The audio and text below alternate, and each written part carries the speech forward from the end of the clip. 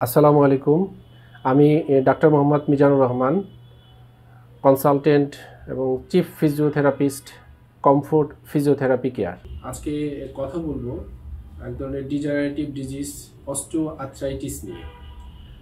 তো আমরা শুরুতেই অস্টিও আর্থ্রাইটিস কি এবং কারা বেশি সমস্যায় পড়েন অস্টিও আর্থ্রাইটিস নিয়ে, এটা নিয়ে আমরা কথা বলবো। অস্টিও আর্থ্রাইটিস আমাদের শরীরে বিভিন্ন জায়গায় হতে পারে, সবচেয়ে বেশি হয় আমাদের হাঁটুতে। এবং অস্টিও আর্থ্রাইটিসটা আসলে এইজেড রোগী, যারা একটু বয়স্ক, তাদেরই সমস্যা, এবং এটা বেশি সমস্যা হয় হাঁটুতে। এবং ওয়ার্ল্ডের ডাটা দেখা গেছে যে বয়স যদি 60 বছরের উপরে হয়, প্রতি 11 জনে একজন অস্টিও আর্থ্রাইটিসে ভোগেন। এবং যত বাতজনিত যত রোগ আছে, এই রোগগুলোর ভিতরে সবচেয়ে বেশি ডিসএবিলিটি হয় এই অস্টিও আর্থ্রাইটিসে। এবং আরও বেশি যদি আমরা কিছু তথ্যপাত্য পাই, সবচেয়ে বেশি চিকিৎসা খরচ বাবদ রোগীরা যে ব্যয়টা করে, সবচেয়ে বেশি ব্যয় হয় অস্টিও আর্থ্রাইটিসের পেছনে। অস্টিও আর্থ্রাইটিস অফ নি নিয়ে কথা বলতে গেলে আমরা হাঁটুর বেসিক কিছু জিনিসটা, অ্যানাটমিটা আমাদের একটু জানতে হবে বা এটা একটু বলতে হবে। যদি আপনারা খেয়াল করেন, এটা আমাদের হাঁটুরই একটা আর্টিফিশিয়াল নি জয়েন্ট। এখানে হাঁটু ফর্ম হয় অ্যানাটমিক্যাল স্ট্রাকচার। উপরের বোনসটাকে আমরা বলছি ফিমার, নিচেরটা টিবিয়া অ্যান্ড ফিবুলা। এখানে হাঁটু ফর্ম হচ্ছে, এটাকে যদি আমরা মিডিয়াল কন্ডাইল বলি, medial condyle of femur and medial condyle of tibia. ঠিক অপোজিটে লেফট সাইডে আছে lateral condyle of femur and lateral condyle of tibia. মাঝখানে ট্যালো ফিমোরাল জয়েন্ট একটা, আমরা যেটাকে প্যাটেলা বা বাটি বলি, আপনারা যেটাকে বলেন, জাস্ট এটা দিয়ে আমাদের নর্মাল হাঁটু ফর্ম হয়। এখানে আমরা একটা নর্মাল হাঁটুর মডেল নিয়েছি। নর্মাল হাঁটুর প্যাটার্নে বোনি স্ট্রাকচারগুলো বেশ রাউন্ডেড থাকবে, বেশ সুন্দর। আমরা যদি অপোজিট অংশটা দেখাই, এখানে লিগামেন্টগুলো আছে, অ্যান্টেরিয়র ক্রুশিয়েট লিগামেন্ট এবং পস্টেরিয়র ক্রুশিয়েট লিগামেন্ট, এবং বোনি স্ট্রাকচারটা বেশ মসৃণ। এটা সাউন্ড নির মডেল, কোনো সমস্যা নেই। ঠিক এটার অপোজিট যদি আমরা অস্টিও আর্থ্রাইটিস আক্রান্ত হলে কি কি সমস্যা হয়, সেটার মডেলটা আমি একটু তুলে ধরছি। এখন যে মডেলটা আমরা নিয়েছি, এটা অ্যাডভান্স অস্টিও আর্থ্রাইটিস বা অস্টিও আর্থ্রাইটিস হয়ে যাওয়ার পরে বেশ কত বছর গেছে পেশেন্টের যে সমস্যাগুলো হবে।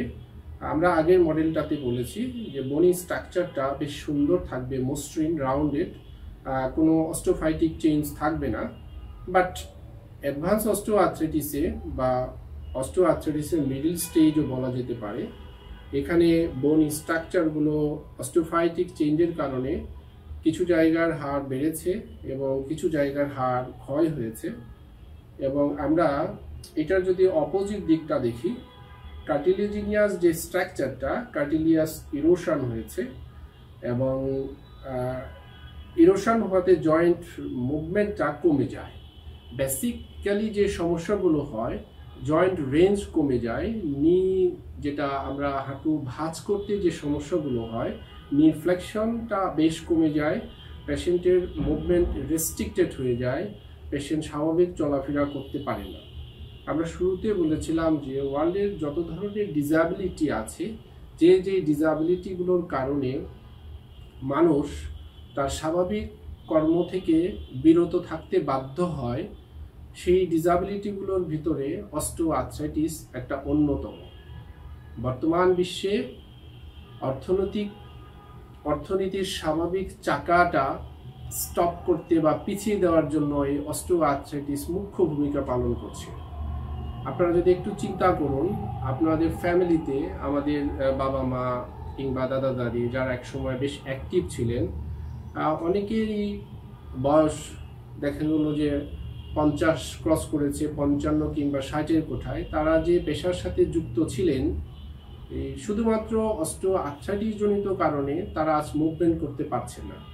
ধরুন আপনার বাবার কথা চিন্তা করুন, আপনার বাবার বয়স যদি 60 বছর হয়, উনি হয়তো সরকারি কোনো চাকরিতে আছেন কিংবা সরকারি চাকরি থেকে অবসর নেবেন, ঠিক এমন একটা সময় যদি অস্টিওআর্থ্রাইটিসে সাফার করেন, তাহলে উনি যে অফিসে যাবেন, আপনার বাসা থেকে সিঁড়ি বেয়ে নামা ওঠা ওনার জন্য ডিফিকাল্ট।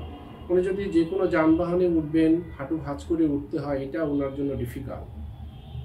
এ কারণে অস্টিওআর্থ্রাইটিস হওয়ার কারণে তার স্বাভাবিক যে মুভমেন্টটা বাধাগ্রস্ত হচ্ছে। এই বাধাগ্রস্তের মাধ্যমে আমরা ওনার যে অ্যাক্টিভিটি এবং ওনার কাছ থেকে যে আমরা আউটপুটটা পেতাম, রাষ্ট্র যে উপকৃত হতো, সেই জিনিসগুলো রাষ্ট্র উপকৃত হতে পারছে না।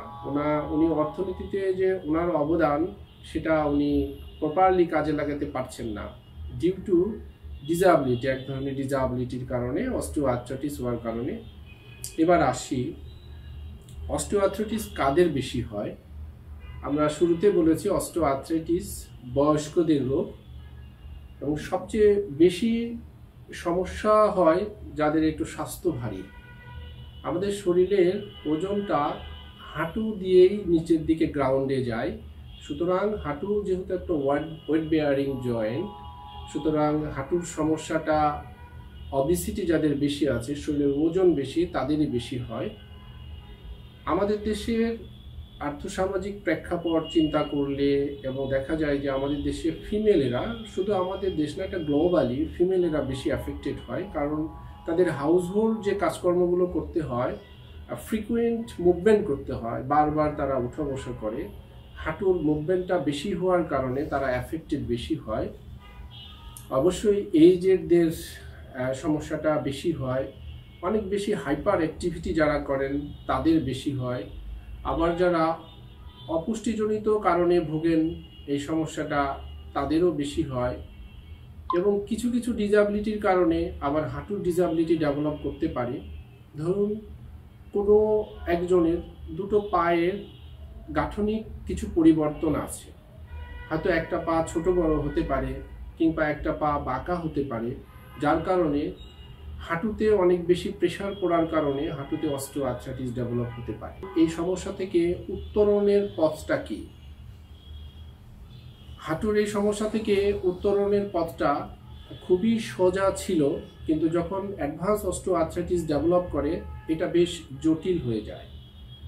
আমরা আগের দিনে প্র্যাকটিসের সময় পেতাম যে পুরুষদের বয়স 45 বছর হলে ক্রমান্বয়ে হাঁটুতে আস্তে আস্তে করে ব্যথা শুরু হয়, আর ফিমেলদের 40 ইয়ার্স ক্রস করলেই ব্যথা শুরু হয়। বাট আনফর্চুনেটলি এখন থেকে প্রায় 10 বছর আগে থেকে আমরা পাচ্ছি যে মহিলাদের ক্ষেত্রে এজ 35 ক্রস করলেই হাঁটুতে ব্যথা হচ্ছে, সেটা পুরুষদের ক্ষেত্রে 40 ক্রস করলে হচ্ছে।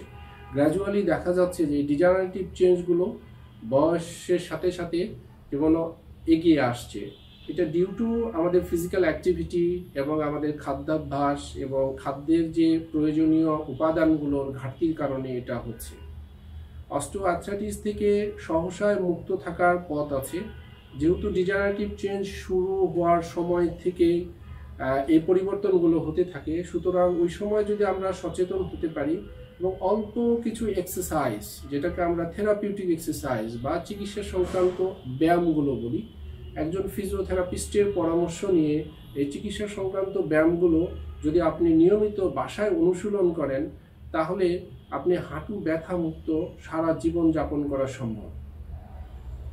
এবং যদি হাঁটু ব্যথা কিছুটা ডেভেলপও করে, সেক্ষেত্রে আপনি নিয়মিত আপনার পাশে একজন ফিজিওথেরাপিস্টের সাথে পরামর্শ করে কিছু ফিজিওথেরাপি চিকিৎসা নিলে অনায়াসে আপনি স্বাভাবিক জীবন যাপন করতে পারবেন।